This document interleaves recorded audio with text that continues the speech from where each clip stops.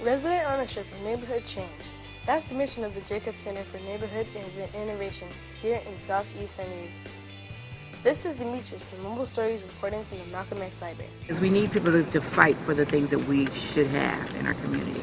So I look at the Jacobs family and the Jacobs Center staff as being those advocates for us. The Jacobs Center helps the community to improve, but they say that the residents must be a part of that change. And in my department, what we do is we help people to realize that they can be owners in the community. The Jacobs Center has a lot of events and programs. One of them is movie night every Friday. What parents do is they bring their children down here to the Jacobs Center, well, actually in the amphitheater over there, and we watch movies.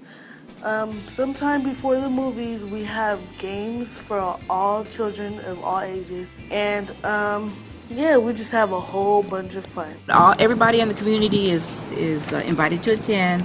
There's no cost, and they have little games that they do before they actually show the movie. And then there also is a recognition of people in the community who have done great things that people don't even know about. For more information on the Jacobs Center, visit us at www.mobilestories.org.